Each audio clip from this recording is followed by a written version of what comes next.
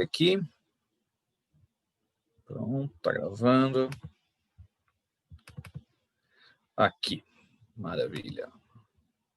Ô, David, você consegue ver o slide perfeitinho ou alguma coisa está cobrindo ele? Pra mim tá perfeito. Não sei se os outros também, mas pra mim tá normal. Não tá, porque como eu tô com uma tela só, tô fazendo um jeitinho aqui para poder ver vocês. Não, mas beleza, se não cobre para vocês, maravilha. Bom, paramos aí, né? Ô, David, eu falei da planície costeira da Serra do Mar, foi isso? Na última aula? Foi. Tá. Então, gente, quando vocês estão se ajeitando aí, basicamente a gente olhou as formas de relevo do estado de São Paulo. Aí eu comentei da planície costeira, né, o litoral. Falei que ele é o mais recente, né, formado por sedimentos quaternários. Depois falei do Planalto Atlântico, seria o item 2, onde fica a Serra do Mar, né? E o terceiro compartimento é a depressão periférica. Estou apontando ela aqui com a setinha, né? Eu expliquei depressão faz tanto tempo, né? Depressão periférica, na verdade, é o seguinte. Depressão é uma área mais baixa. Então, na imagem isso fica nítido, né? Uma área mais baixa do que o entorno. Não é o mais baixo possível, né? É mais baixo em relação ao entorno. E perceba que ela fica na borda dos planaltos. Então, a direita tem um planalto, a esquerda tem um planalto, e entre os dois tem essa depressão periférica, né? É um terreno, gente, na verdade, que ele não chega a ser pré-cambriano, não chega a ser tão antigo, né, quanto o Planalto Atlântico. A legenda está um pouco confusa. Se vocês prestarem atenção, a legenda está muito ruim de enxergar, porque várias legendas parecem que são iguais, né? Várias legendas parecem que são iguais.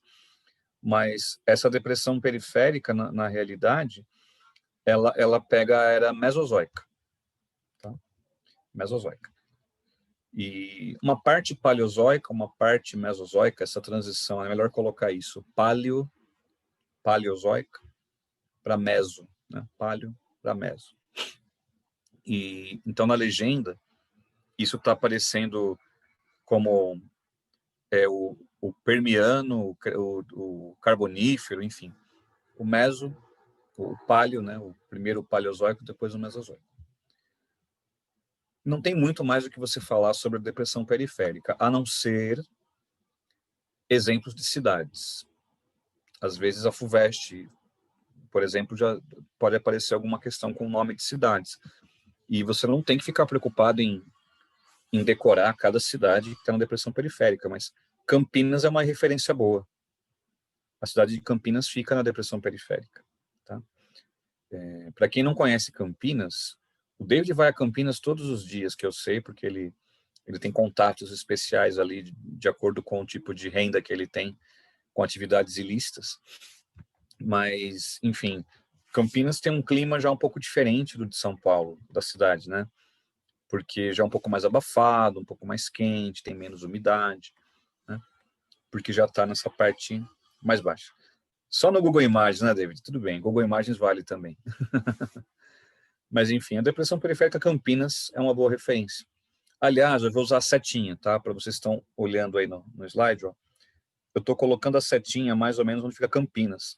Onde está o A do periférica, é onde fica Campinas. Onde está o P do periférica, é onde fica Rio Claro, onde eu estudei na Unesp, né, Rio Claro. Então, se você olhar o mapa, ele até destaca Rio Claro, né? Então, assim você tem duas boas referências, né? No A do periférica é onde fica Campinas, e no P de periférica, aproximadamente, onde fica Rio Claro. Assim você tem uma localização básica, assim, onde estamos, né? Certo? Bom, cuesta, ou no plural, né, cuestas, não é um compartimento de relevo, muita atenção. Existe aí a cuesta para dar um destaque, que ela é uma forma de relevo. Ó. Compartimento é uma coisa. Compartimento é uma área maior, onde existem várias formas de relevo. Né? Então, a cuesta, na verdade, ela fica localizada já no Planalto Ocidental. Então, só esse cuidado, né? A cuesta não é um compartimento à parte. É uma forma de relevo que está num compartimento. Eu falei muito de cuestas para vocês, na aula de relevo, né? Então, uma revisão, para a gente não ficar, né, dando voltas demais. A cuesta é uma forma de relevo, como vocês podem perceber na figura, tem várias camadas diferentes. Essa camada com cor mais escura, que vocês estão vendo aí, é o basalto, uma rocha vulcânica, né? Eu até expliquei assim para vocês, né? Derramamentos vulcânicos. Imagina um vulcãozinho aí, gente. Essa cor preta, parece um duto, né? Um canalzinho que vai subindo. Isso são antigos vulcões da era Mesozoica, né? E vulcão não precisa ter um cone, igual aquela ideia, né, que nós temos hollywoodiana de vulcões. Então, nem todo vulcão tem um cone que fica expelindo lava. Tem vulcões que são fissuras que vão expelindo, não um cone, né? É o que vocês estão vendo aí. Isso um dia foi um vulcão, mas não com aquele cone clássico, né, que você vê nos filmes em geral. E foi a partir daí que surgiram as cuestas. Então, é um relevo formado por basalto, né, que é uma rocha vulcânica, e também tem rochas sedimentares, que se alternam. Ora sedimento, ora basalto. Ora sedimento, ora basalto. Essas são as cuestas, né? Muito bem. E o Planalto Ocidental, né, gente, ele é formado por sedimentos um pouco mais recentes, mas quando eu falo recente, né, ainda são sedimentos da era Mesozoica. São mais recentes comparando com outros, né? Não é que é algo muito recente. Então, você pode falar que o Planalto Ocidental, formado por sedimentos, né, era Mesozoica, e é o interior do estado, né?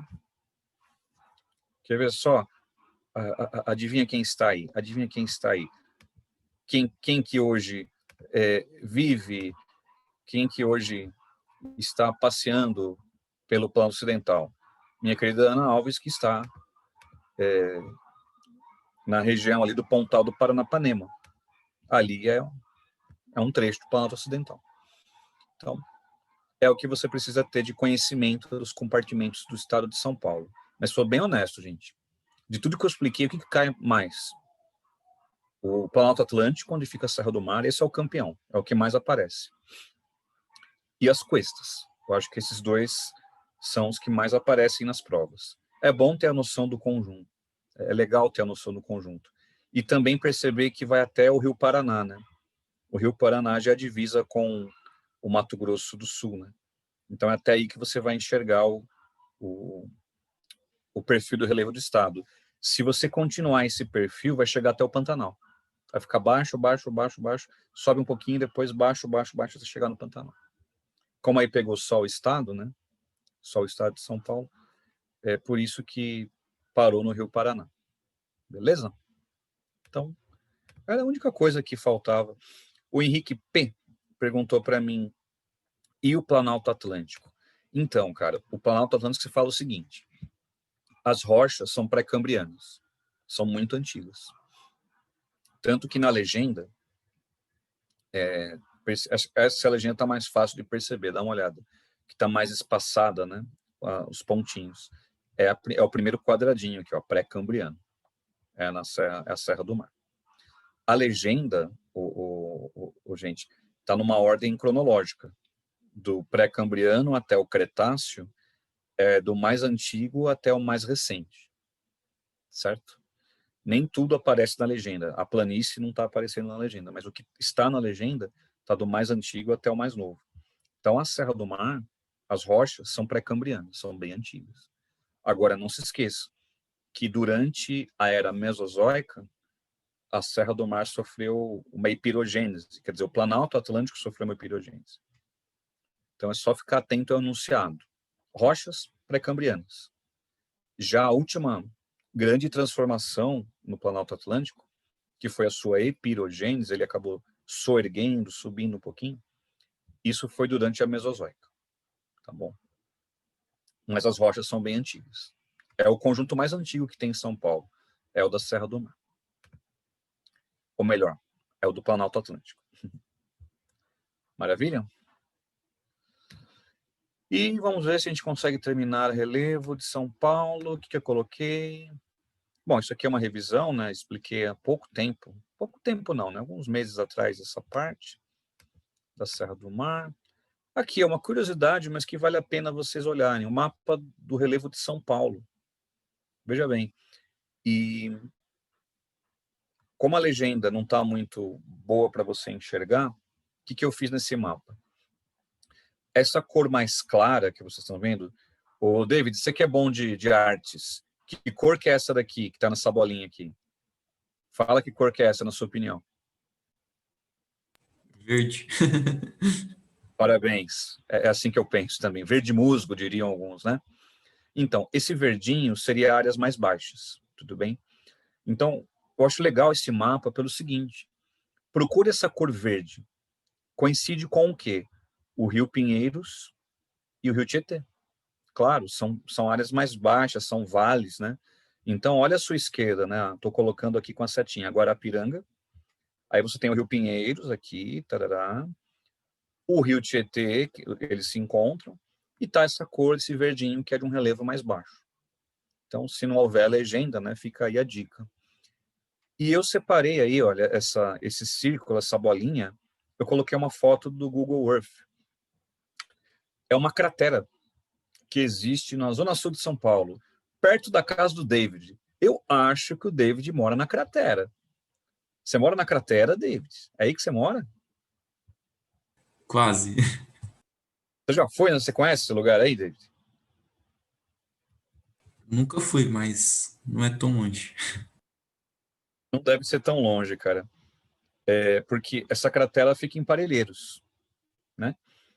E na verdade, a USP, né, tem estudos em relação a esse lugar. Estou até confirmando aqui a questão da datação, né, dessa cratera, porque infelizmente, né, é uma área que não temos tantos investimentos, né, em estudos, né, mas há pesquisas da USP e não há uma data correta, mas se estima entre 5 e 36 milhões de anos. Eu sei que é uma estimativa muito longa, né?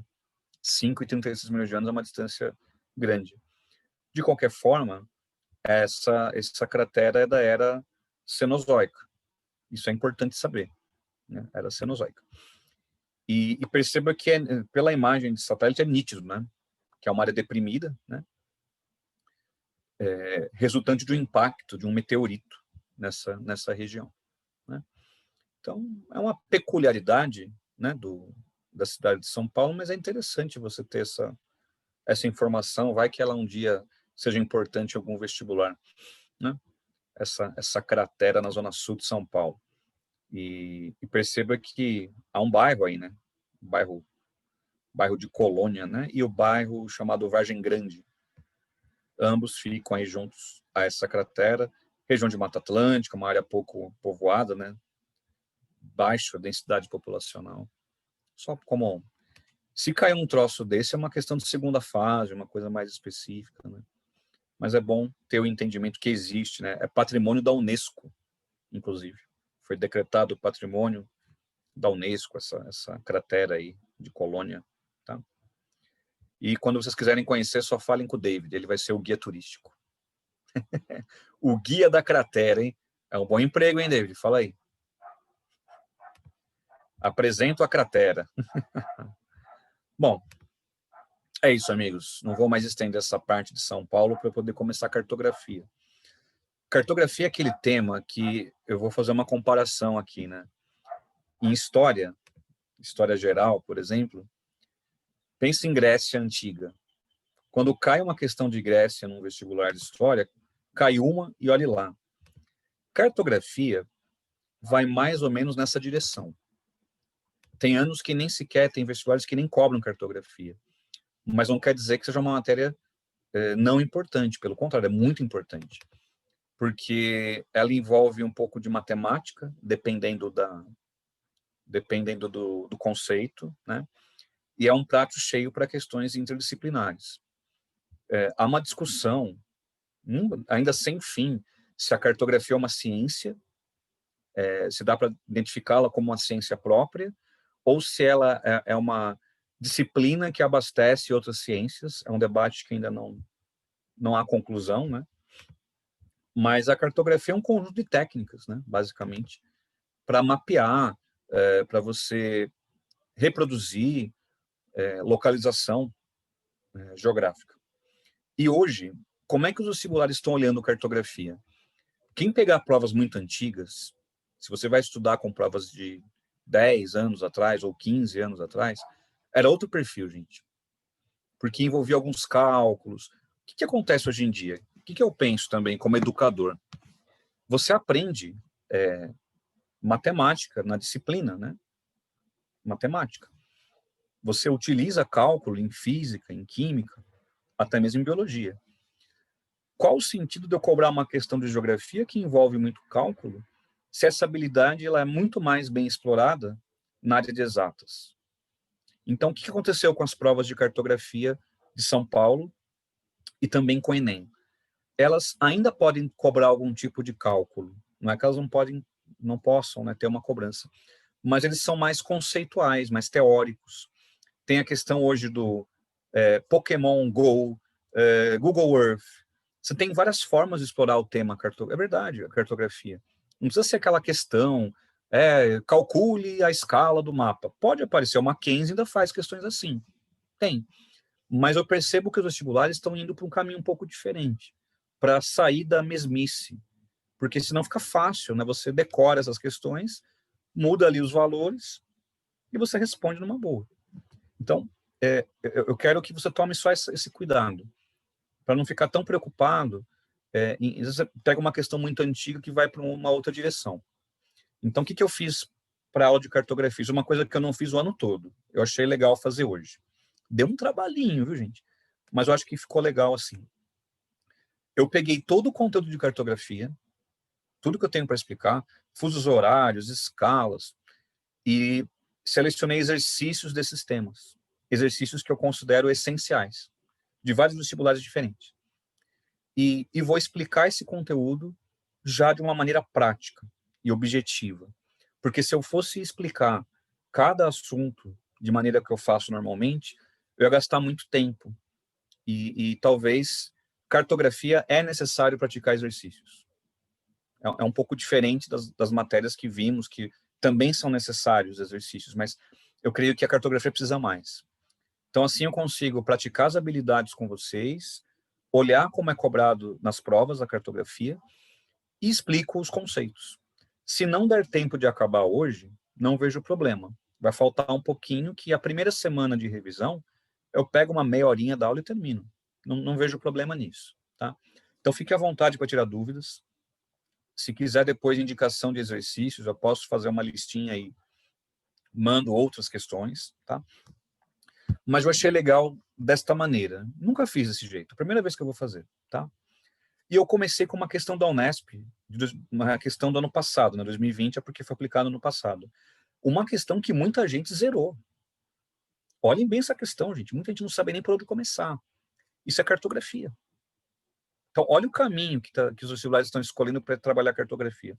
Vamos fazer essa questão, vou explicá-la para vocês, porque ela é muito subjetiva para muitos, muito abstrata para muitos.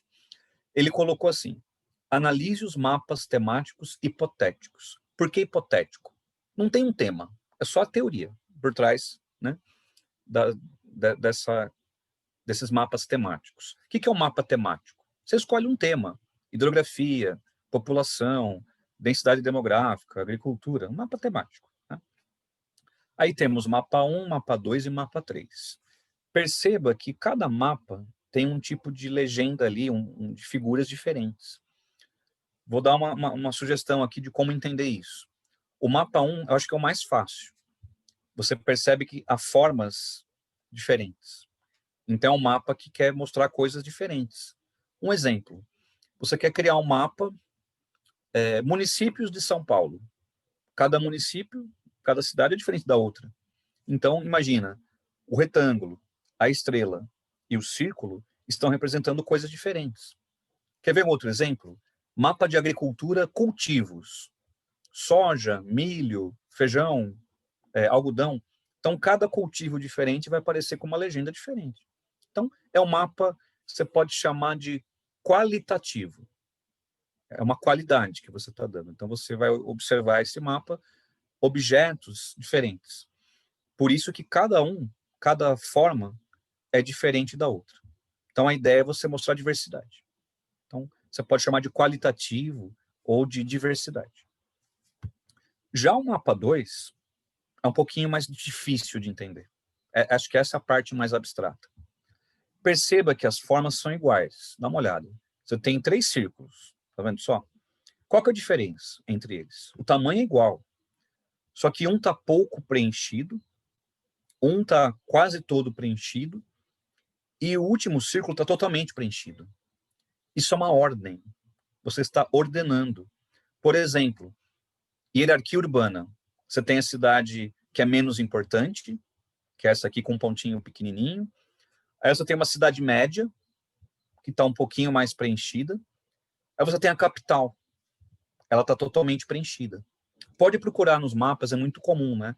Quando você tem uma cidade mais importante, ela aparece com um círculo mais preenchido. Então, o mapa 2 dá a ideia de ordem. Ele está ordenando. Então, a questão de importância. Eu dei o exemplo das cidades. A capital até aquela cidade pequenininha. É uma ordem. Qual que é a mais importante?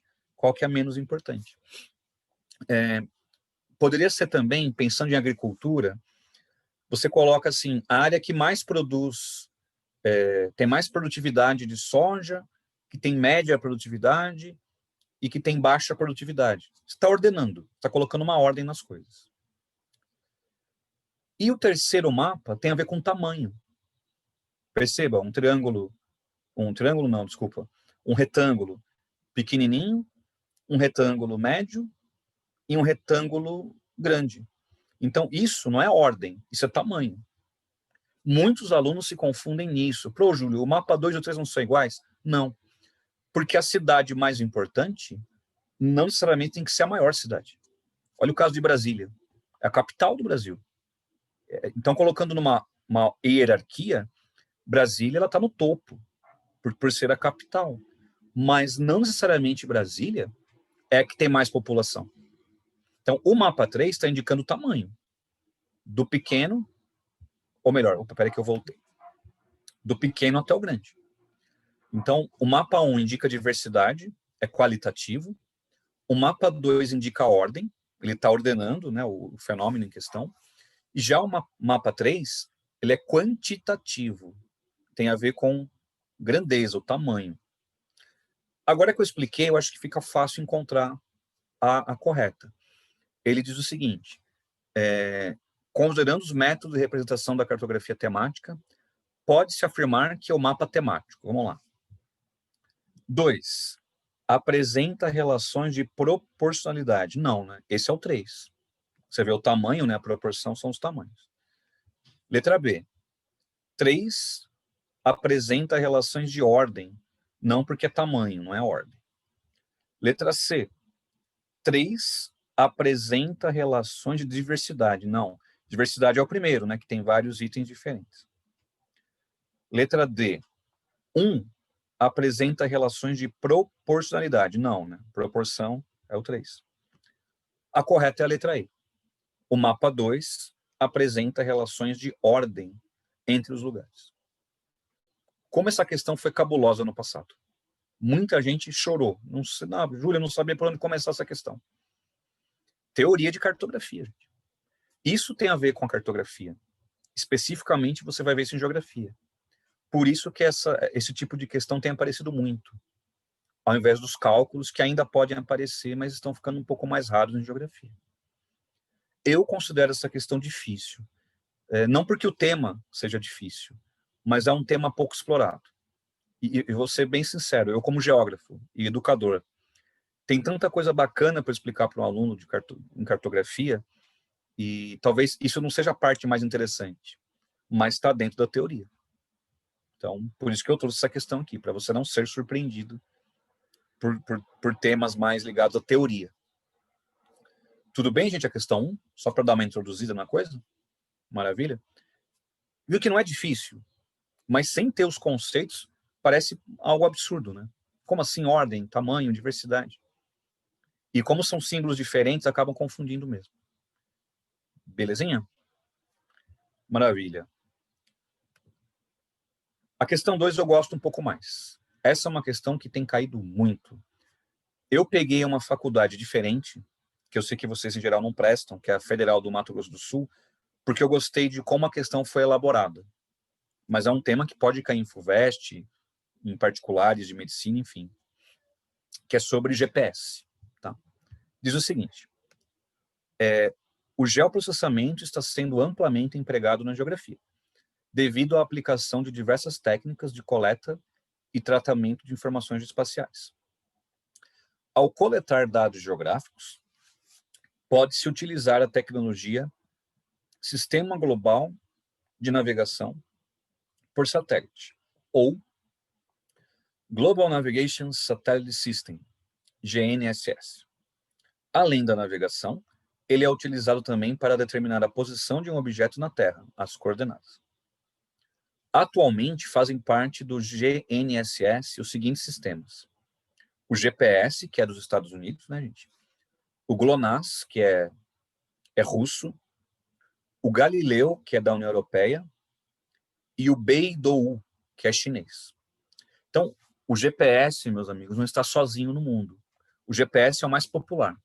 Eu acho que a maior parte de vocês tem um celular com GPS. Agora, existem outras tecnologias similares. E esse tema, ele pode ligar com a história também, a Guerra Fria. Porque o GPS foi criado ao longo da Guerra Fria por uma questão militar. Para que os Estados Unidos, no caso, né, os criadores, conseguissem ter uma precisão de localização de alvos e de segurança. A União Soviética não ficou para trás. Deveria ter o seu próprio sistema, só que chegou um pouco atrasado. Já quando acabou a União Soviética, que o sistema ficou totalmente já edificado, que é o GLONASS. Ele é um rival do GPS. Né? O Brasil, você pode habilitar seu telefone para usar o GLONASS. Acho que quase todos os aparelhos você pode baixar lá ou na loja da Apple ou na loja do Chrome, Google, né, no caso, você consegue, esqueci o nome, Android, né? Você consegue baixar o GLONASS e utilizá-lo como um GPS. A maior parte do território do Brasil é coberto pelo GLONASS, que é da Rússia. Né? O Galileu é um pouco mais modesto, que é o da União Europeia, e o Beidou, que é chinês, também é um pouco mais modesto. Quanto mais satélites, mais cobertura você vai ter. E hoje o que mais possui satélites é o GPS. Muito bem. Aí tem uma pergunta mais teórica, né? Assinale a alternativa correta que compõe o sistema GPS. Antes de responder a questão, que nem é difícil, eu achei melhor colocar para vocês algumas definições. Tudo bem? Deixa eu colocar aqui, peraí, onde vocês estão. Pronto. Esse termo eu queria que você se apropriasse dele, que não foi citado ali exatamente no texto, mas ele é muito importante. Censuramento remoto. Uma definição minha, tá? De censuramento remoto. Bom, peraí, que eu coloquei coisas a mais, spoiler. Pronto. Deixa eu só tirar as janelinhas aqui que estão me atrapalhando. Pronto. Censuramento remoto. São tecnologias, como imagem de satélites e radares, fotografias aéreas e dados coletados pelo GPS. Então, o que é um sensor? É um aparelho. Ele capta a interação, né, da luminosidade com os objetos. E remoto é uma coisa que está distante. Como nós aqui estamos numa aula remota. Então, isso tem aparecido muito nas provas. Definição de sensoriamento remoto. Então, muita atenção. O sensor, ele capta imagens. Beleza? Como que ele capta as imagens? É uma interação entre a luz solar e os objetos. Isso pode cair em física também. Comprimentos de onda. Tá? Imaginem que essas questões interdisciplinares estão muito em alta. De repente, se não cai em geografia, pode cair em física. A questão de cada objeto, cada cor, né, aliás, representa um comprimento de onda diferente. Então, como é que o sensor ele capta essas imagens? É a interação entre a luz solar e os objetos. É a partir daí que o sensor consegue captar as imagens. Como ele está distante, é um satélite, por exemplo, é um avião que está captando essa foto, é um sensor remoto. Então, basicamente, é assim que você vai explicar o que é o sensoramento remoto. São essas tecnologias, né, que captam imagem à distância. Radares, satélites, GPS, tudo isso faz parte do sensoramento remoto. E não para por aí. Vou repetir. Sensoramento remoto, tecnologias, que, juntamente com o geoprocessamento, compõem o sistema de informações geográficas. Também tem caído muito nos vestibulares isso. Quem vai prestar provas de medicina, provas particulares, tem caído muito nesse jeito. Ao invés de cálculo, teoria. Né? E aqui eu coloquei uma definição minha também desses dois conceitos. Ó. Geoprocessamento são conceitos, técnicas e métodos para o tratamento de dados georreferenciados. Se você achou confuso, não é confuso, gente. Porque pensa no Google Earth ou no Google Maps. Isso é um produto. Você abre o teu computador, abre o teu celular e você consegue lá fazer o Google Street View. O que é o Google Street View? É um produto. Só que para ter esse produto, tem que ter um satélite que tirou as fotos, mas aqui na Terra é necessário um laboratório que vai coletar esses dados, tem aquele carro lá da Google que vai tirar as fotos, você vai reunir tudo isso e produzir esse produto. Então, quando se diz assim, geoprocessamento é o conjunto de conceitos, técnicas e métodos para tratar os dados. Então, o Google Earth não funciona sozinho. Primeiro tem a foto do satélite, tem a imagem do satélite, aí você coleta essas imagens todas, tira a foto das ruas, cria os mapas. Então, isso é o geoprocessamento. É coletar os dados e tratar esses dados. Então, é assim que você vai, né, definir o geoprocessamento. Pensa no produto, o produto final. Quem quiser um outro exemplo, é bacana ter mais um exemplo, previsão do tempo. Quando você pega lá o mapa da previsão do tempo, aí mostra onde vai chover, onde vai ficar nublado, onde vai ficar seco, é um produto também. Você coleta os dados da previsão do tempo, junta esses dados todos e cria mapas temáticos de climatologia. É um produto do geoprocessamento. Deixa eu pensar no David. O David é um cara moderno, ele quer uma coisa moderna. Covid-19, olha só, um tema bacana para encaixar aí. Eu quero mapear casos de Covid em São Paulo. Como é que eu faço isso? Geoprocessamento. Eu tenho lá uma base cartográfica da cidade de São Paulo, eu tenho que coletar os dados dos hospitais, né? Dados dos bairros, e finalmente eu produzo um mapa. Geoprocessamento. Então, basicamente é isso. Pensa numa pergunta assim, considere o geoprocessamento no enfrentamento da Covid-19. É uma boa pergunta.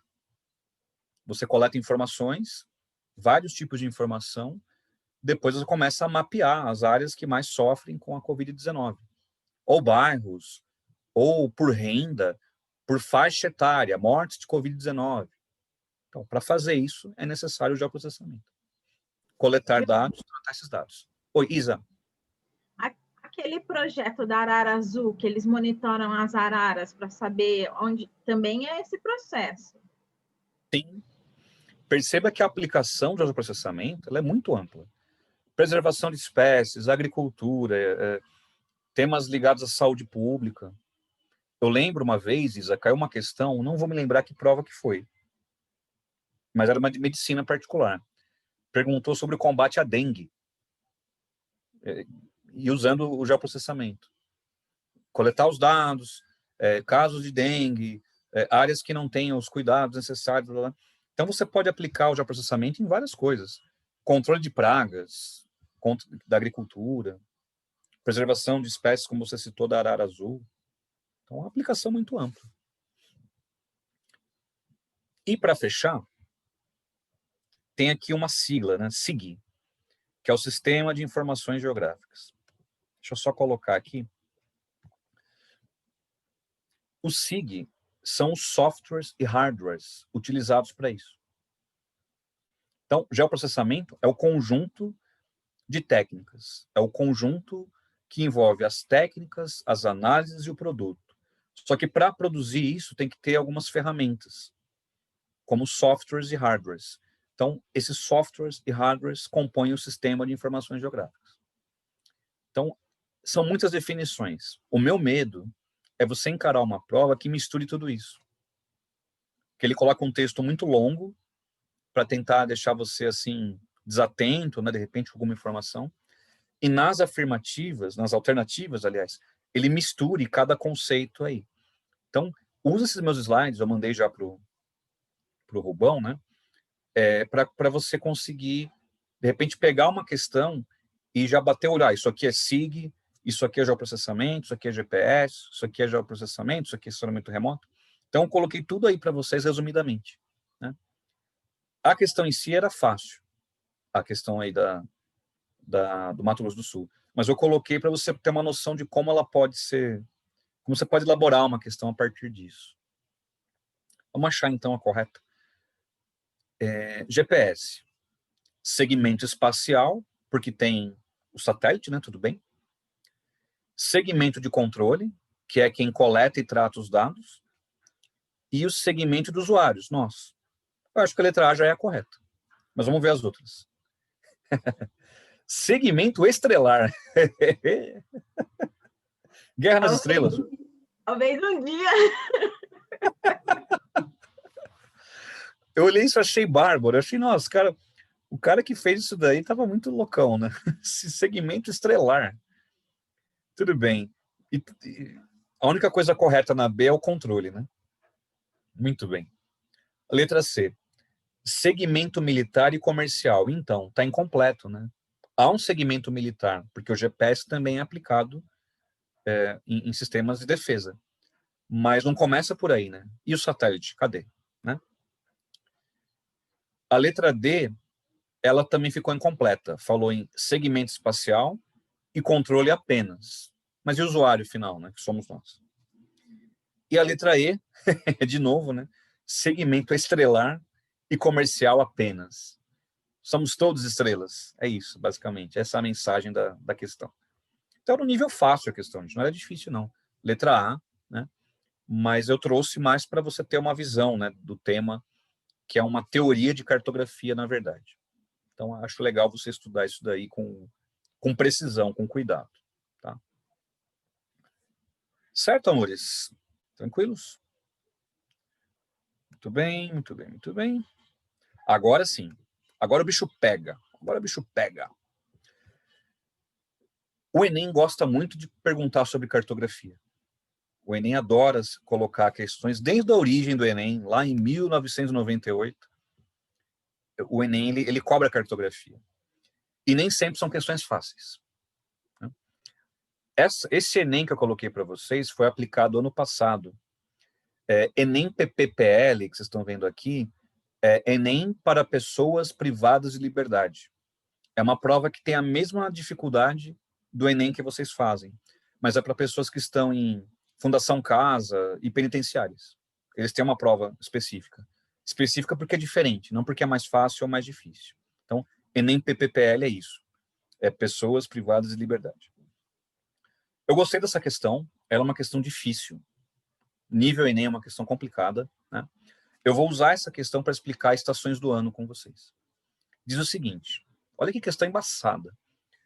Um estudante leu em um site da internet que os povos antigos determinavam a duração das estações do ano observando a variação do tamanho da sombra de uma haste vertical projetada no solo.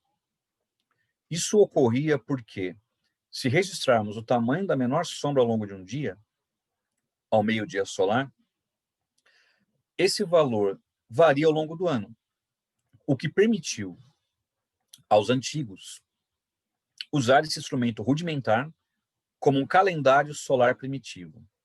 Vou explicar uma coisa aqui para vocês, já importante. Meio-dia no relógio não é a mesma coisa que meio-dia solar. Meio-dia solar é o momento do dia com a menor sombra possível, quando o Sol está exatamente acima da sua cabeça. Em linguagem coloquial, a gente diz assim, o Sol a pino, quando o Sol está mais forte. Ele está bem em cima da sua cabeça, né? E então, no caso, essa primeira parte da pergunta fala sobre isso. O meio-dia solar. Ou seja, o meio-dia não é no seu relógio, mas quando o Sol está no auge no céu. Tem um nome para isso. Você vai dizer que o Sol está no zênite. Zênite é a mesma coisa que o Sol a pino. É uma expressão, estou colocando aqui no chat, né? É uma expressão mais coloquial. Sol a pino, o Sol bem em cima da sua cabeça. Cientificamente é o zênite, né? Então, esse é o meio-dia solar. Então, é o momento do dia com a menor sombra possível, onde quase não há sombra, de repente, né? Pode acontecer. Muito bem, muito bem, muito bem. O estudante também leu que ao longo de um ano, sempre ao meio-dia solar. Item 1. A sombra é máxima no solstício de inverno. E 2. A sombra é mínima no solstício de verão. 2 conceitos para explicar para vocês agora. Solstício e equinócio. Vou colocar um esqueminha aqui para vocês. Aí no slide, eu apresentei um esquema das estações do ano. Então, cada momento onde há mudança da estação do ano. Perceba, né, que temos quatro estações, certo? E quando é uma estação no hemisfério sul, é outra estação no hemisfério norte. A gente pode começar por qualquer lugar, tá, gente? Vamos começar pelo mês aqui de dezembro, pode ser, ó, 21 de dezembro. Estamos chegando lá, né? Falta aí pouco mais de um mês. No dia 21 de dezembro, há uma mudança de estação, né?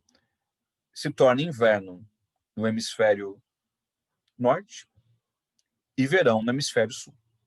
Então, se você olhar aqui no esqueminha, atenção, por que tem essa mudança? Perceba que a Terra tem uma inclinação em relação ao seu eixo. Ela é levemente inclinada, né? E há um movimento de translação também, né, que a Terra faz em torno do Sol. Por isso, existem as estações do ano. Se a Terra não tivesse essa inclinação, seria sempre outono e primavera, não haveria verão e inverno. E essa sempre é a mesma estação. Como a Terra tem essa inclinação, juntamente com a translação, ocorrem as estações do ano. São 4 estações, correto? Então, a cada 3 meses, há uma mudança de estação. Então, de dezembro você vai para março. Aonde era inverno, se torna primavera. Aonde era verão, se torna outono. Mais 3 meses, aonde era outono, se torna inverno. Aonde era primavera, se torna verão.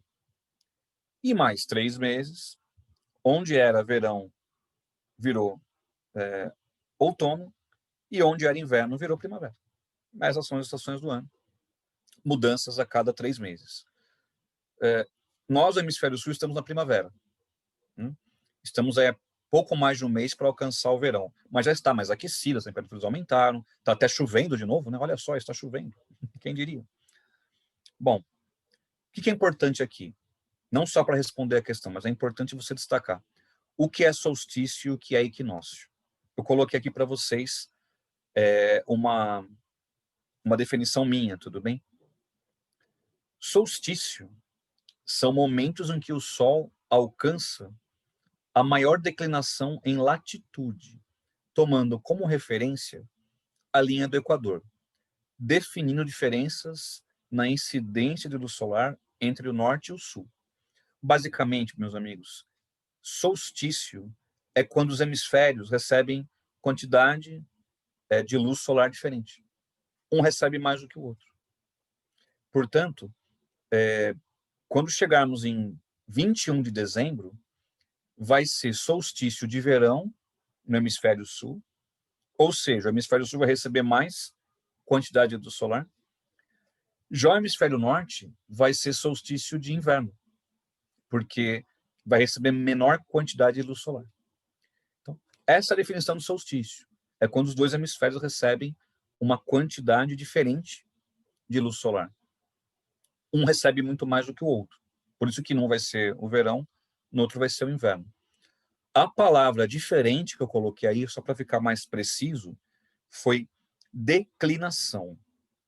Então, o ângulo formado entre a linha do Equador e essa incisão dos raios solares vai ser um pouquinho maior. E vai tangenciar nos trópicos, ou no trópico de Capricórnio, ou no trópico de Câncer.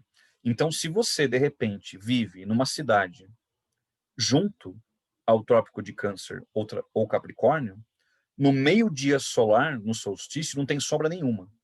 Vai zerar a sombra. Mas, repito, coloque isso com atenção no seu caderno. Só vai zerar a sombra se a sua cidade estiver localizada próximo à linha do trópico, ou o de Capricórnio, ou de Câncer. Se a tua cidade estiver localizada junto ao Equador, já não vai ter essa ausência de sombra. Tá? Portanto, é só para você ficar atento nisso. Eu sei que tem pessoas com dúvida, eu só vou explicar o equinócio, a gente faz em seguida. Equinócio, eu coloquei momentos em que o Sol cruza a linha imaginária do Equador celeste, ocorrendo uma distribuição mais equilibrada da incidência da luz solar entre hemisférios norte e sul. Então, equinócio é equilíbrio. Os dois hemisférios recebem aproximadamente a mesma quantidade de luz solar. Ou é a primavera ou é o outono. Então, basicamente é assim que você vai definir o equinócio, é um pouco mais fácil. Então, quando ambos os hemisférios, norte e sul, recebem quantidades muito similares. Não vai ser igual, porque a Terra tem uma declividade e tal. Mas você vai dizer que no equinócio a quantidade de energia solar, não, mas de luz solar, ela é muito semelhante nos dois hemisférios. Lembra dos terraplanistas? Já falamos deles aqui, né? Eu achei legal que a FUVEST, ano passado, colocou uma questão sobre o terraplanismo. Foi super legal a questão. Colocou o Carl Sagan, que eu gosto bastante dele, né? Um astrofísico que já morreu, né? O Carl Sagan, ele popularizou a ciência no programa de televisão nos Estados Unidos e no mundo também. Trabalhou para a NASA, enfim. Aí tem uma imagem do Carl Sagan, o cientista, né, Carl Sagan, explicando por que a Terra não é plana. Como é que o Carl Sagan explicou isso? Pela climatologia. Caso a Terra fosse plana, a Terra toda teria o mesmo clima. Não haveria clima polar, clima equatorial. O que motiva a Terra a ter climas diferentes? Ela é uma esfera. E como ela gira em torno do Sol, haverá mudanças na incidência do solar. Então, caso alguém tenha algum amigo terraplanista, espero que não, mas se você tiver um amigo terraplanista, explica isso para ele. Que o formato esférico da Terra é provado pelas diferenças de temperatura. Você pode usar. E a FUVEST fez isso numa questão no ano passado, achei bem legal. Né? Usar uma coisa tão... que a gente fala tanto, né? Infelizmente, há pessoas que acreditam nisso, né? Mas usar o terraplanismo para elaborar uma questão. Isso eu achei legal. Vamos lá. Eu observei aqui, acho que alguém levantou a mão, não foi isso? Você levantou a mão, Henrique, ou eu vi errado? Não sei, eu pensei que eu tinha visto uma mãozinha. Levantei não, professor. Então apareceu algo aqui. Foi algum palmeirense de novo. Foi algum palmeirense, certeza. Mas tudo bem. Longa vida aos palmeirenses. É um mafioso de bigode, você que nem sabe. Pois é, esse povo aí da Zona Sul, viu? Esse povo da Zona Sul.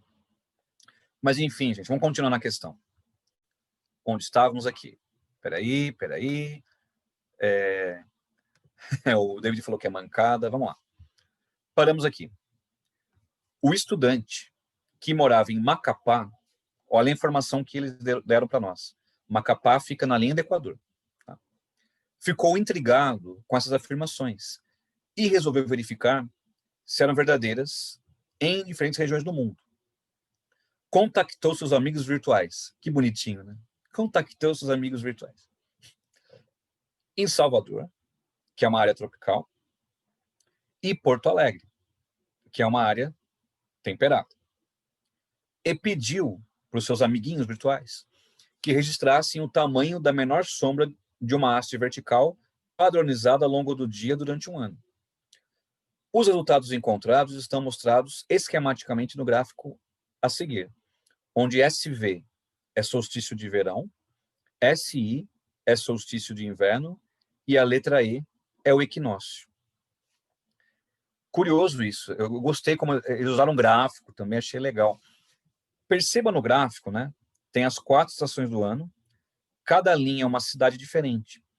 E por que que o menino ficou intrigado? O menino hipotético aí. Porque lembra daquela história que a menor sombra, né, é durante o solstício de verão? Olhando nesse gráfico, não foi bem isso que aconteceu. Por quê? Se você observar Macapá, a menor sombra, ela não foi exatamente durante o SV, né? Que assim era pensado. E aí a pergunta foi o seguinte, quais cidades, ou qual cidade contradiz a informação 2, que a sombra é mínima no solstício de verão? Então, 2 cidades, deu ruim. Em 2 cidades não foi o que aconteceu. Sabe o que é mais fácil para responder essa questão? Tentar achar alguma cidade que deu certo. Olha Porto Alegre, dá uma olhada em Porto Alegre. De fato, Porto Alegre, a menor sombra de Porto Alegre, lembrando, quanto mais perto do eixo X, menor a sombra. Porto Alegre é o que está mais perto. Por que deu certo em Porto Alegre? Expliquei agora há pouco. A cidade de Porto Alegre, ela está um pouco mais próxima do Trópico de Capricórnio. Aí funciona essa teoria, que a menor sombra vai ser durante o solstício de verão. Agora, se você pegar Salvador, gente, olha só, a menor sombra de Salvador não coincide com SV. Macapá, mesma coisa. É até o contrário. Olha, Macapá, a sombra ela é até maior. Olha aqui a barriguinha aqui, ó, da sombra de Macapá. Então, a resposta correta é a letra C. Macapá e Salvador não apresentam a menor sombra no solstício de verão. E a explicação é essa. Essas cidades não estão próximas do Trópico de Capricórnio, que é onde, durante o solstício de verão, forma um ângulo reto. Aí sim o Sol fica perfeitamente em cima da sua cabeça. Quem está em Salvador e quem está em Macapá, no solstício de verão, o Sol não vai estar exatamente em cima da cabeça ao meio-dia no solstício de verão. São Paulo vai acontecer, Curitiba vai acontecer, Rio de Janeiro também pode acontecer.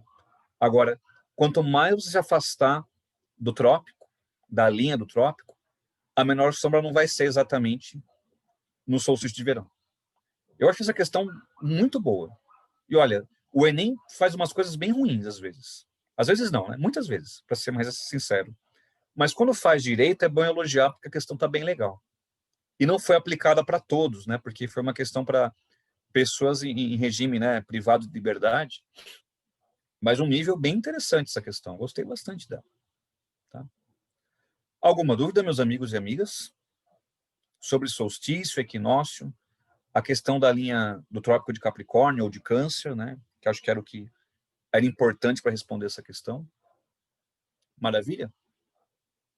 Aliás, mesmo que você não tivesse a teoria, dava para responder porque era só procurar no gráfico, né? Onde está a menor sombra?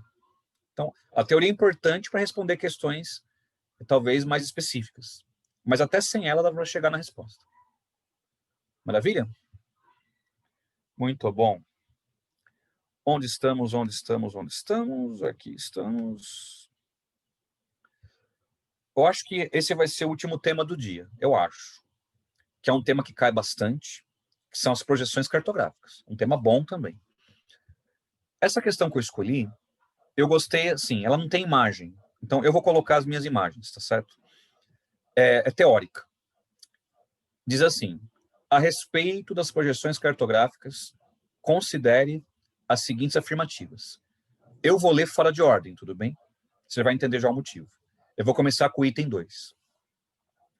É impossível transferir a superfície curva da Terra, alô, terraplanistas, para um plano sem desfigurá-la ou alterá-la.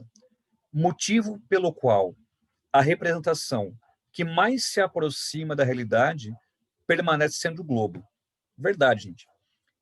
O mapa, qualquer mapa, ele vai distorcer a realidade. O único jeito de você olhar a Terra perfeitamente como ela é com o globo terrestre. Aí você pensa, poxa, não dá para eu ficar andando com o globo debaixo do braço. O David faz isso, mas o David, vocês sabem, ele é peculiar. David, peculiar é bom, cara. Fique tranquilo. Então, meus amigos, para você criar um mapa, você usa uma superfície de projeção. É o esqueminha que eu coloquei para vocês, dá uma olhada. Basicamente, vocês vão perceber uma coisa. São 3 tipos diferentes de superfícies de projeção. Espera aí que eu dei um spoiler, pronto, voltei. Olhem os 3 aí para você. O plano, que é esse primeiro à esquerda. O cilindro, que é esse do meio. E um muito pouco utilizado, mas que eu tenho que explicar, que é o cone. Como é que funciona isso? Simples. Você projeta o globinho nessa superfície e daí você produz um mapa. Por exemplo, o primeiro exemplo que é o plano. Imagine colocar uma lanterna embaixo desse globinho, acender essa lanterna e projetar esse globo no plano. É o mapa. Basicamente é isso. O cilindro, mesma coisa. Você coloca uma luz aqui à esquerda, acende essa luz, no caso, em direção do globo, e projeta o globo no cilindro.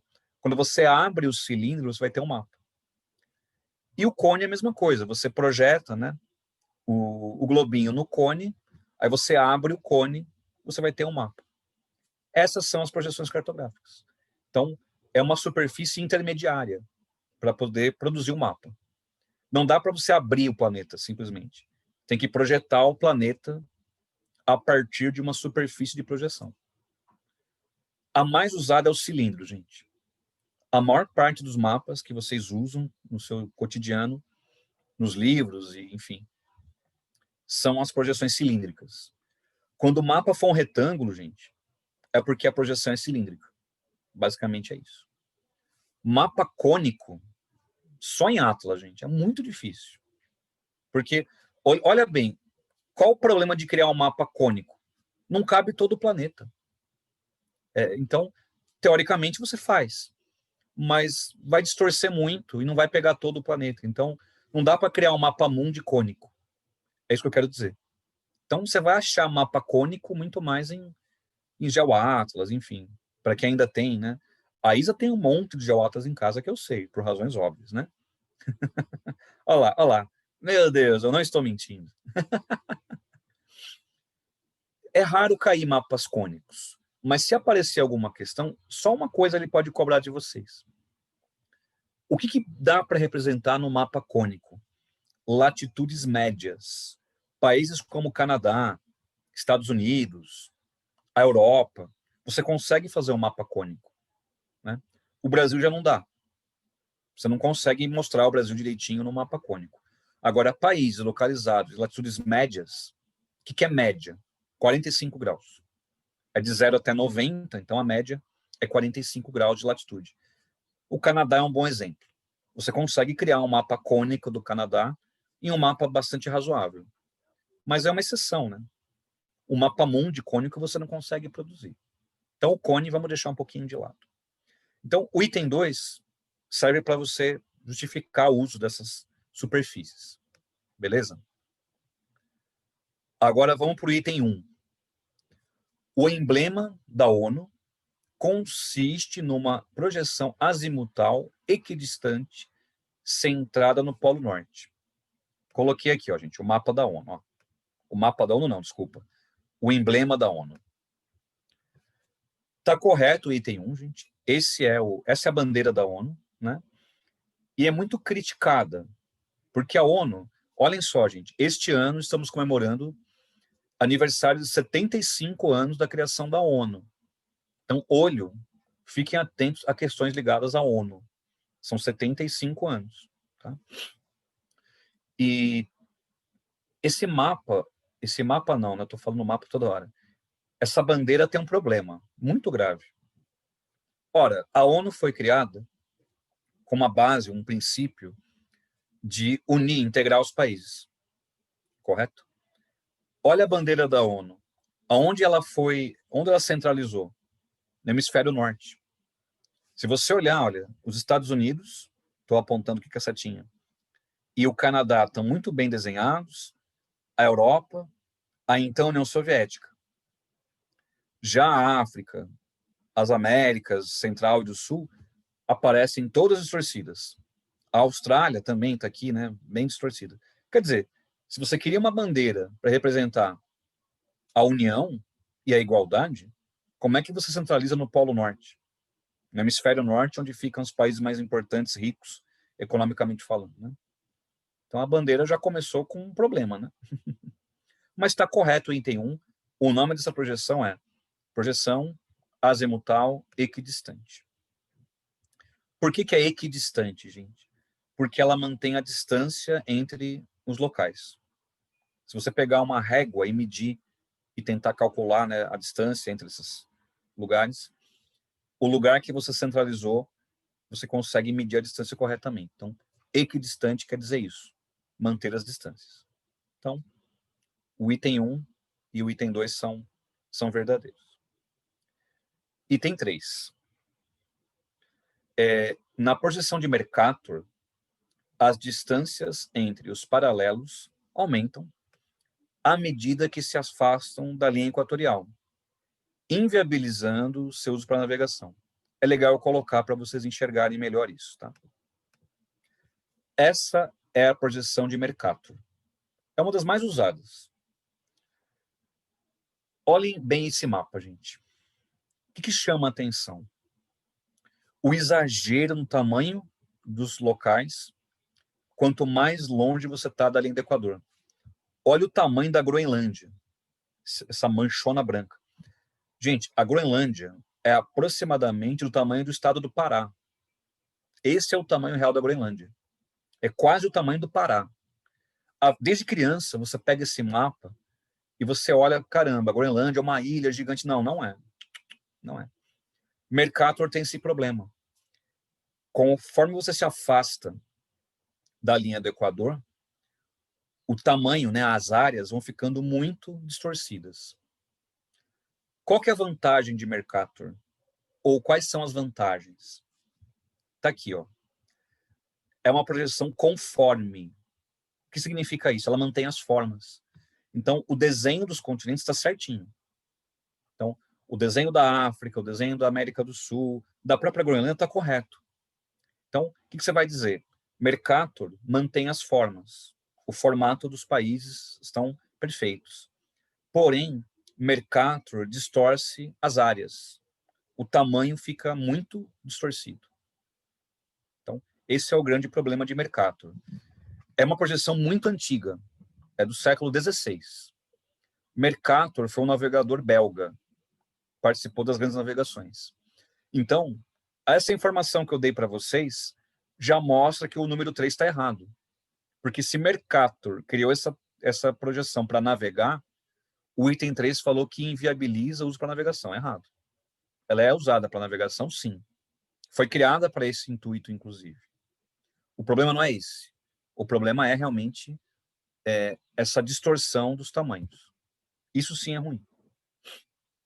Certo? Vou aproveitar o rolê projeções cartográficas e colocar uma outra projeção. A projeção de Gall-Peters, ou como alguns chamam, simplesmente Peters. Tem aluno que acha essa projeção estranha. Não entendi essa projeção. Ela é uma projeção equivalente. O que quer dizer equivalência? Ela mantém o tamanho dos continentes de forma adequada. Porém, ela distorce o formato. Parece que você está apertando, né, os países. Então, a forma ela está errada. Mas, em contrapartida, o tamanho está correto. Olha só a África, gente. Olha a diferença. No mapa de Mercator, dá a impressão que a América do Norte é maior que a África. O mapa de Peters dá uma noção real do tamanho da África. Gente, a África é muito, mas muito maior que a América do Norte. Pra você ter uma ideia, o deserto do Saara, gente, tem 10 milhões de quilômetros quadrados. É mais ou menos o tamanho da Europa Ocidental. Só o deserto do Saara. Aí, desde a sua infância, você olha o mapa de Mercator. Você tem uma visão irreal do que é o mundo de verdade. Peters foi criada com essa função. O Gall, que é o primeiro nome que aparece, pensou nessa projeção no século XIX. Ele teve a ideia. Mas quem criou foi um historiador alemão chamado Arnold Peters, no ano de 1970. Então, a ideia do século XIX, do Gall, né? Mas a elaboração da projeção aconteceu na década de 70 do século XX. Por que criaram essa projeção? Para tentar mostrar ao mundo como ele é de fato. E acabar com uma visão estereotipada que o norte é maior do que o sul. Mercator, atenção, tem uma questão ideológica. Ao longo do século XX, os países do hemisfério norte, as potências, aproveitaram a projeção para tentar dar uma visão de superioridade. Somos maiores e melhores, né, nesse sentido. Uma visão estereotipada. Tanto que muitos, quando pegam o mapa mundi, ainda tem o olhar do mapa de Mercator. Então, Peters foi criado para essa função didática. Né? Não dá para navegar com Peters, meus amigos. Não dá para usar Peters na navegação. Ela é uma projeção para estudos. É uma função didática e realmente tentar acabar com essa visão de que o norte é maior do que o sul. Então, é um tema que cai muito em provas também, comparar Mercator com Peters. Então, fizemos isso agora. Aliás, eu sempre dou uma olhada nos temas que mais aparecem, né, no que eu explico para vocês. Em projeções cartográficas, o que mais aparece é comparar Mercator com Peters. É a questão que mais aparece em projeções. Tudo bem? Faltou o item 4. Diz o seguinte: as projeções polares são apropriadas para representar regiões de altas latitudes, além de terem grande utilidade na navegação aérea e análise geopolítica. Verdadeiro. É só você lembrar da bandeira da ONU. É interessante para você ter uma análise geopolítica, é interessante para você navegar, e é interessante também para colocar os polos da Terra. Né? Você pode falar o seguinte: é a única projeção capaz de representar com perfeição os polos. É a projeção polar ou azimutal. Bom, 1, 2 e 4 estão corretos. Letra D de dado. Beleza? Então, deixa eu ver se dá tempo de fazer mais uma. Eu acho que dá. Dá tempo, sim. Essa aqui, ó. Peguei uma questão da FGV, recente também, 2020. Tema também interessante para vocês, que tem a ver com curvas de nível. Ele colocou assim: a imagem constitui o esboço de uma carta topográfica. Para quem não entendeu o que é isso, gente, cada linha nesse mapa é uma altitude diferente. Cada linha é uma altitude. Ele não marcou o valor de cada linha, nem precisa. Perceba, ó. 1.050 metros, essa linha aqui um pouco mais elevada. Aí ele destacou uma de 1.000 e uma de 950. Então, imagina que essa é a parte mais alta, 1.050, né? Que foi registrada nessa figura. E a 950 metros é a que ele registrou como sendo a mais baixa. Então, imagina que é um relevo por cima. Vou colocar um esqueminha para vocês aqui. Ó. Peguei um esquema bem simples, tá? Pegue 2 morrinhos. No caso, o exemplo que eu dei aqui para vocês, cada linha ela vai de 0, né, até 120 metros. vai de 20 em 20. Você faz um corte a cada 20 metros de altitude. Aí você olha ele por cima. É o que você está vendo embaixo aqui, tá vendo? Então, tá vendo os dois topos? O topo mais alto e esse outro topo são bem no meio aqui, né? A parte mais elevada dos dois morrinhos. E aqui o espaço entre os dois morros. Então, isso são as curvas de nível. Você tem um esquema, né, do relevo de um determinado local de acordo com as suas altitudes. Então, cada linha representa uma altitude diferente. Qual que é a minha dica para você estudar curvas de nível? Estudem e percebam a diferença na distância entre as linhas. Quer ver por que isso? Olha o primeiro morrinho aqui, o morrinho mais alto. Perceberam que a esquerda do morrinho é uma parede muito íngreme, quase reta. Como é que isso aparece nas curvas? Uma curva está perto da outra. Então, quanto mais íngreme, quanto mais acentuado esse relevo, mais próximas ficam uma curva da outra. Olha o outro lado, o morrinho mais baixo. Ele é mais suave, não é? Perceba que as linhas estão mais afastadas. É isso que as provas vão perguntar para vocês. Então, tenha essa referência. Linhas próximas é quando uma parede, um relevo muito íngreme. Linhas mais afastadas é quando existe maior suavidade. Vamos procurar agora isso na questão, vamos responder. Diz o seguinte: de acordo com a imagem e os seus conhecimentos, pode-se afirmar que... Vamos lá. Letra A. O rio principal segue a direção noroeste. Ele apontou para onde é o norte, tá vendo só? Eu vou usar minha setinha, tá? Deixa eu ver se eu consigo fazer um esquema aqui com a caneta. Eu acho que eu consigo. Ó. Norte, sul, leste e oeste. Os pontos cardeais. O noroeste fica aqui, ó, entre o norte e o oeste. Então, tá aqui, noroeste. Ele falou que o rio corre para o noroeste. Impossível, porque é o ponto mais alto. O rio não tem como correr com o ponto mais alto, gente. Não dá. O ponto mais baixo é 950. Então, esse rio está indo para onde? Para o sudeste. Espera aí que eu fiz uma bobagem aqui, agora vou consertar. O sudeste. É essa a direção do rio. Júlio, como é que você adivinhou? Não adivinhei. Olhe os valores que ele apresentou para vocês, gente. O rio tem que ir para o lugar mais baixo. E o lugar mais baixo está indo nessa direção. A direção sudeste. Está indo nesse sentido. A letra A, a alternativa A, falou que o lado que o rio se dirige é o noroeste. Não tem como, porque a área é mais alta. Então, é assim que você vai entender isso daí. Deixa eu apagar essa sujeirada toda aqui.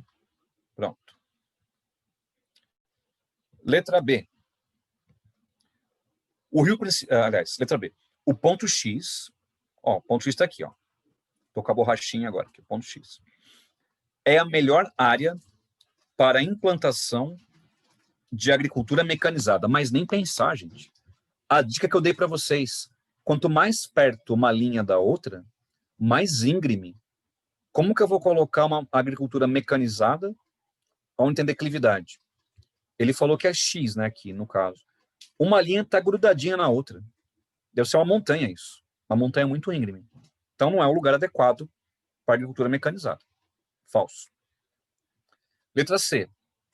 O ponto Y pode ser indicado para a passagem de rodovias. Pode. Por quê? Olha a distância entre uma linha e outra. Deve ser um lugar mais plano, mais suave. Então a letra C faz muito sentido. Quer dizer, lembra da minha dica. Quanto mais distante uma curva da outra, mais plano, menos íngreme.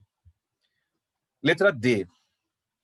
Ele fala que Z, aqui está o Z, é indicado para a instalação de um parque industrial, um parque das montanhas. Dá um nome de filme, mas eu não acho que é um lugar adequado para colocar indústrias, né? De novo, ó, uma linha coladinha na outra, é uma área íngreme. Para colocar uma indústria tem que ser uma área com relevo mais suave, né? E finalmente, a letra E diz assim: a equidistância das curvas de nível é 200 metros. Não pode ser, né? Porque, ó, aqui é 1.000 e aqui é 1.050. Olha quantas linhas tem entre elas. Se fosse 200, aqui seria 2.000 cacetada já. Então, eu não sei quanto é. Eu posso até contar, ó. 1.000. Tem 1, 2, 3, 4, 5, tem 6 linhas. De 1.000 até 1.050, são 6 linhas diferentes. Na verdade, deve ser 5. Uma está colada na outra. Então, deve ser ali 10 metros de distância. E não 200 metros de uma linha para outra. Então, eu gostei dessa questão. Ela foi bem criativa. É um tema que aparece bastante. A FUVEST, por exemplo, vez ou outra aparece uma questão desse tipo. E normalmente é isso. Ele te dá uma carta e fala sobre rios, rodovias, pontos cardeais. Ele tem que te dar o norte, gente. Ele tem que dar a indicação aonde é o norte. Aí você faz lá norte, sul, leste, oeste. Caso ele pergunte a direção do rio, a direção do ponto mais alto, a direção do ponto mais baixo. Quer ver uma alternativa F? Vou criar uma alternativa F. O ponto Z está localizado na direção leste. Falso, porque o Z fica a oeste. Então, é assim. É assim que você vai analisar e o jeito que as questões vão ser elaboradas são a partir desse modelo aqui da GV que eu achei bem legal. Gente, foi bom estar com vocês hoje. Cartografia é um negócio que eu gosto, já dei aula de cartografia em universidade. É interessante porque dá margem para outros tipos de habilidades, né? Mas é isso. Mr. David tem uma pergunta. Oi, David. Professor, naquelas projeções de Mercator e Peters, eu ainda não entendi, tipo, por que uma é boa para navegação e a outra não. Tipo, Tá. tipo, qual que é a diferença em relação a isso? Não entendi. Entendi. Espera aí que eu vou voltar lá. Espera aí. Ó, tá aqui. Na verdade, cara, perceba que tem uns quadrantes, não tem? Nas duas projeções. Parece um jogo de War, né? Deixa eu só tirar dessa borrachinha aqui. Colocar um ponteiro laser, ó o laser. Então, tá vendo que tem aqui uns quadradinhos.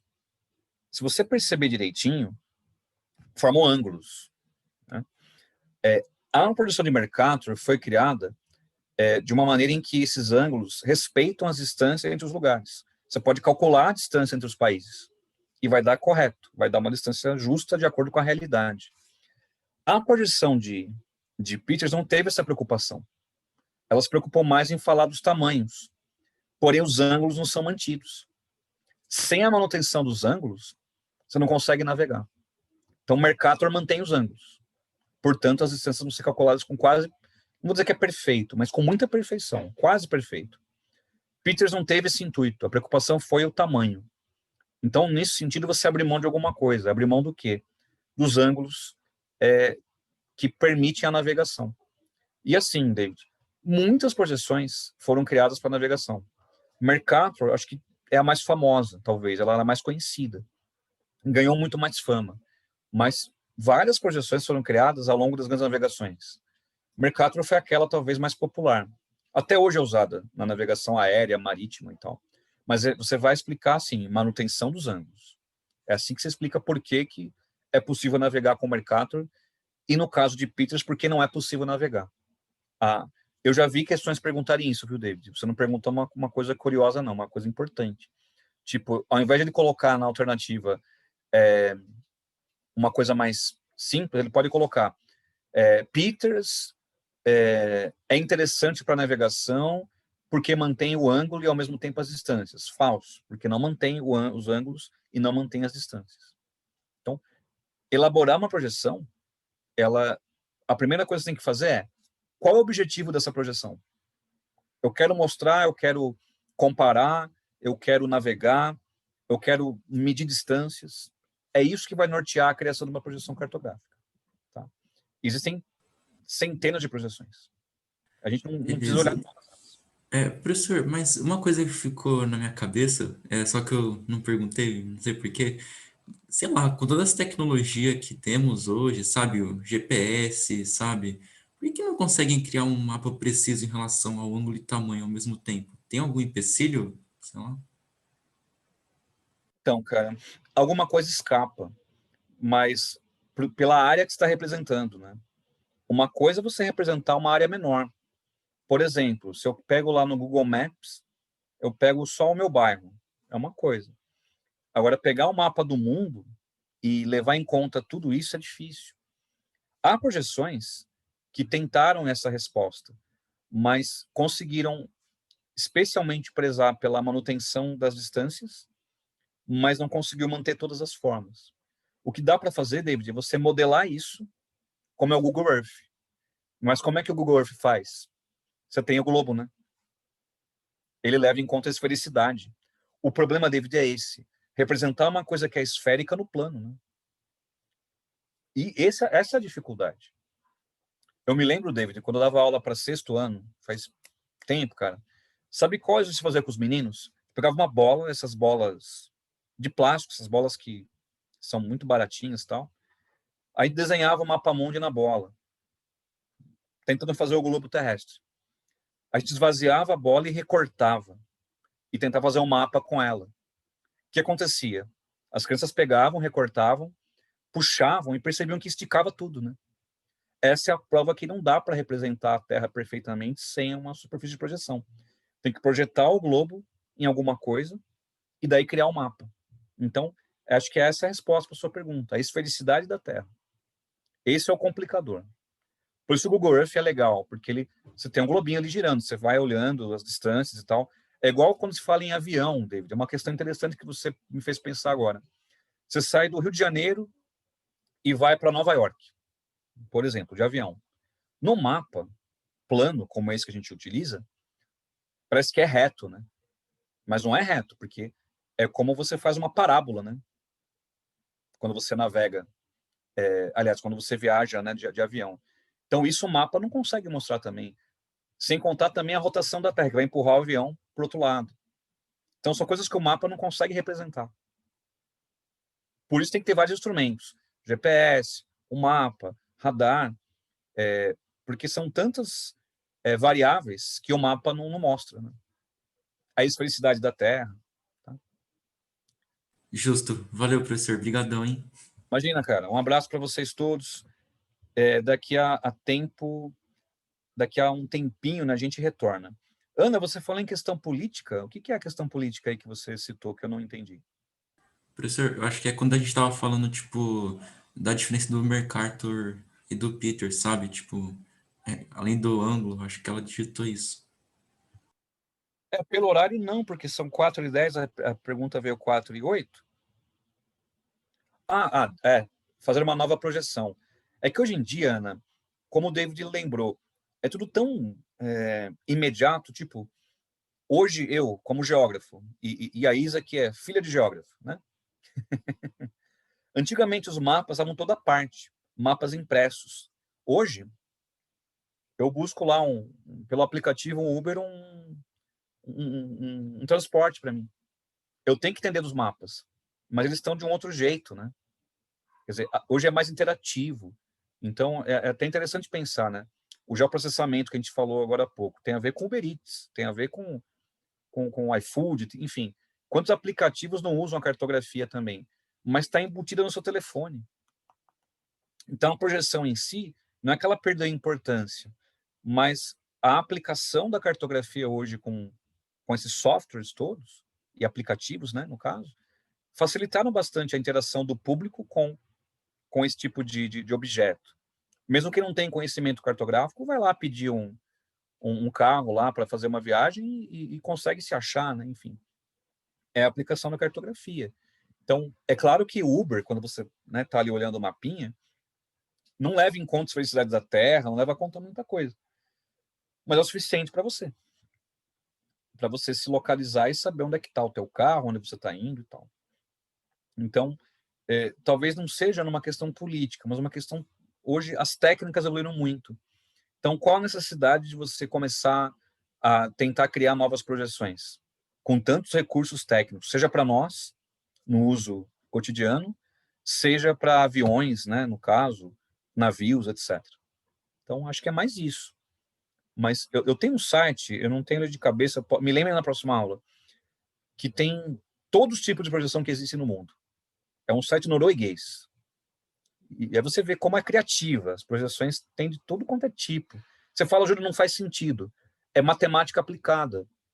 Não é que eu quero criar uma projeção que vai ser usual. Eu quero só comprovar a teoria, criando uma projeção. É uma aplicação de...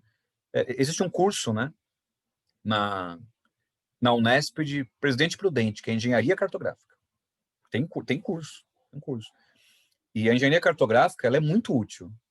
Porque como até a Isa tinha questionado lá sobre a arara azul e tal, a cartografia é aplicada em todas as áreas. E hoje em dia, ainda por conta das ferramentas do celular, você tem aplicações muito mais cotidianas e diárias, né? Então, é uma área de atuação interessante. Mas eu creio que a tendência hoje é criar um layout mais limpo, mais fácil para o público em geral, do que criar uma projeção que busque, enfim, né? Mas existem diferentes projeções, só para comprovar o modelo matemático usado na criação dessa projeção. Tipo um cara igual o David, assim, que adora teorias que envolvam matemática. Meu bigode está levemente 15 graus à direita, 5 graus à esquerda, enfim. É o David, gente, mas enfim. Eu nem sei mais o que eu estou dizendo, já estou viajando, tá? Muito bem. Meus amigos, então, daqui 15 dias, né? É isso? Quarta que vem não tem aula. Então, 15 dias, a gente conclui cartografia, uma meia horinha, 40 minutos a gente conclui. E eu vou pedir uma coisa. Vamos combinar uma coisa já aqui, não estão todos, mas lembra que eu ia falar sobre questão indígena com vocês.